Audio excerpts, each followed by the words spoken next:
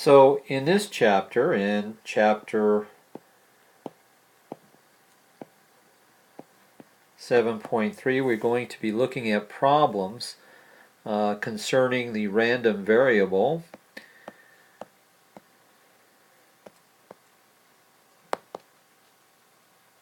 x bar. And you'll recall from our previous discussion on sampling of the sampling distribution, initially we have a population distribution, and the population distribution is for the variable x. The variable x in the population has a mean mu and a standard deviation of sigma. If we take samples directly from the population to the sample, each sample we get an x bar. So now x bar for each sample that we take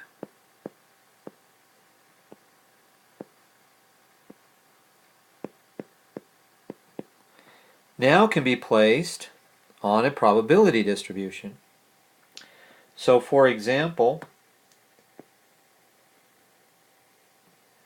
we now have a random variable x bar. It's normally distributed. It has a mean, mu, but its standard deviation, which we call standard deviation of x bar, which is the standard error, is equal to sigma divided by the square root of n. So now the question is we want to find probabilities under any one of these curves. So the way we take the random variable is we move the random variable, we transform the random variable to a z variable.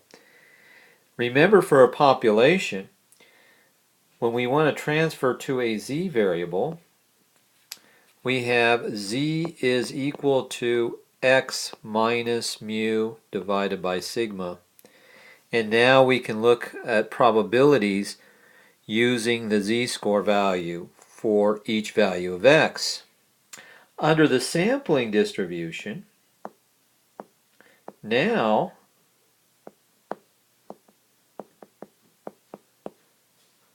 we have a random variable x bar. We can transform to a z-score, same way, but now it's sigma over the square root of n, which is the standard error. You'll notice in both cases we want to get to the z variable in order to calculate probabilities. So now that's what we're going to do in this chapter. So here's our first problem. The problem is number 21 on page 316. The Environmental Protection Agency, EPA, rates the mean highway gas mileage of the 2013 Ford Edge to be 27 miles per gallon. Assume the standard deviation is 3 miles per gallon.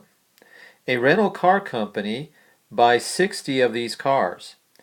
What is the probability that the average mile of the fleet is greater than 26.5 miles per gallon?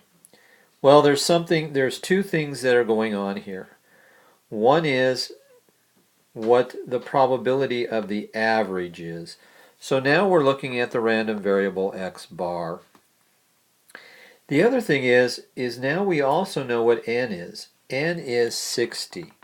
So with those two pieces of information, we can set up the probability statement, where is the probability that x bar is greater than 26.5.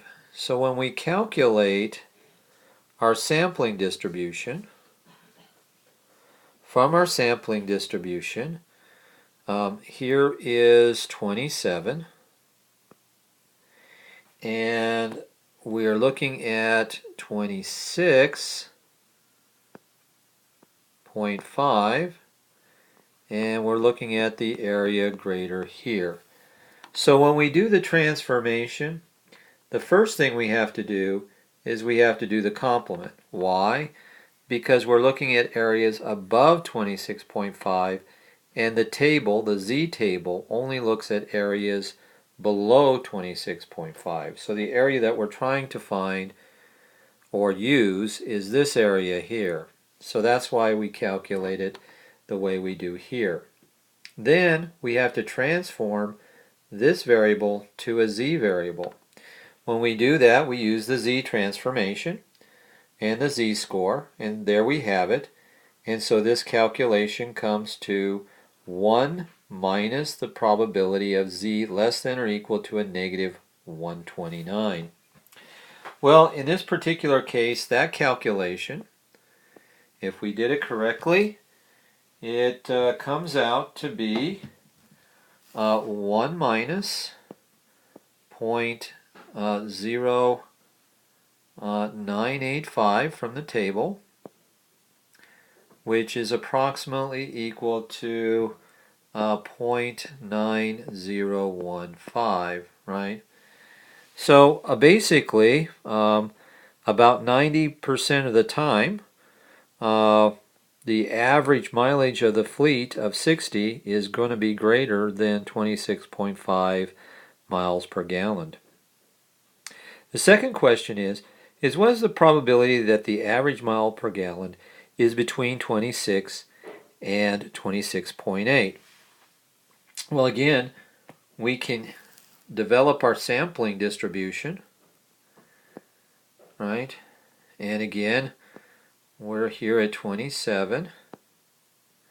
And now we're looking at the area between 26 and 26.8. So if we did that right, suppose this is 26, then this is 26.8, and now we're looking at the area between these two areas, right? A very small area. Well, this time I'm going to use the calculator and use the normal CDF function. And in this particular case, you use second vars, and you put in the lower bound. Here's the lower bound. Here's the upper bound. This is the mu value. And of course, this turns out to be the standard error, right? The standard error. Okay. When we put all this in, we do the calculation. We hit enter. We get 0.298. So in that small area, the average miles per gallon that's between 26 and 26.8 is about 29.8% of the time. The next question is, would it be unusual if the average mile per gallon was less than 26 miles per gallon? So when we do the calculation, there's our probability statement for x bar. We transfer the x to the z. When we do the calculation, now we have z less than or equal to a negative 2.58, and on the table we get 0.0049. And the answer is yes, it would be unusual because it's less than 5%. So here's another problem. Problem 30 on page 317. It says an ABC News report stated that the mean distance that commuters in the United States travel each way to work is 16 miles and assume the standard deviation is 8 miles. A sample of 75 commuters is chosen. What is the probability that the sample mean commuting distance is greater than 13 miles? So again, we set up our probability statement, right? And in this case, we have a sampling distribution. We're under the sampling distribution of x bar. So here's x bar. And the mean distance is 16, right? and we're looking at the distance of 13, so say 13 is here, and we're looking at this distance on this side. And again, now we have to transfer that to a complement because the table doesn't accommodate the fact that we can get the upper areas. We always have to get the lower areas. Once we put it in that form, we go ahead and we transfer it over to a z variable. And there we did. And now we have 1 minus z is less than or equal to the probability of z less than or equal to a negative 3.25.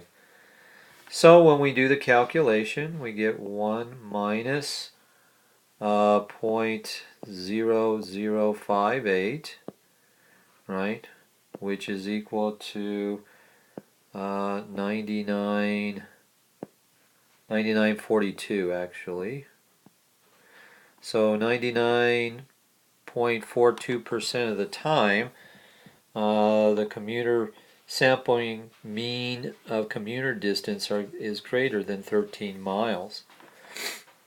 Then it says, what is the probability that the sample mean commuting distance is between 18 and 20 miles, right? So now, if we looked at our sampling distribution again, here's x bar, here's 16. Now we're looking at the area over on this side, 18 to 20. So we're looking at this area over here. I'm going to use the normal CDF. Again, here's my lower bound, here's my upper bound, here's my mu, and here's my standard error. 8 divided by the square root of 75. You should try this also on your calculator. And we get the following, 0.0152. So approximately 1.52% of the time, 1%, 1.5% of the time, the mean commuting distance is between 18 and 20 miles per gallon. Now it says find the 10th percentile of the sample means. So what we're trying to do now is we're trying to find the value on x bar. So here's x bar, right? Here's 16. What we're trying to do is find this x value, right, for the area that's 10% lower than this value. So we were given this value here, right, of 10%, and we're trying to find what x is. So in this case, we're going to use something called the inverse norm. So you use the second vars key, you go down to the third option, inverse norm, you put in the probability, p, which is the 10%, and it always works to the left of x. So in this case, we're lucky because the 10% percentile, 10% of that, is 0.10. 16 is mu, and then this part right here is our standard error. And then when we do the calculation, we get that x is equal to 14.82. So under the sampling distribution, the sample means that would be at the 10th percentile would be at 14.82 miles. So we're continuing on with the same problem. We have two more problems in this section of problem 30 on page 317. It said, would it be unusual for the sample mean distance to be greater than 19? Right, so we're looking at the probability that x bar is greater than 19 miles. And so when we look at the area under the curve, right here 16, 19 is up here, and we're looking at this area, and so we know this is E99 way out here when we're using the calculator. So here's our lower bound, here's our upper bound, there is mu, and it turns out this is the standard error, right? And you say, well, what is the standard error? The standard error in this case is equal to 8 divided by the square root of 75. Okay? So in this case, it's very small, right? This number here on your calculator is 0.000582. Very small number, right?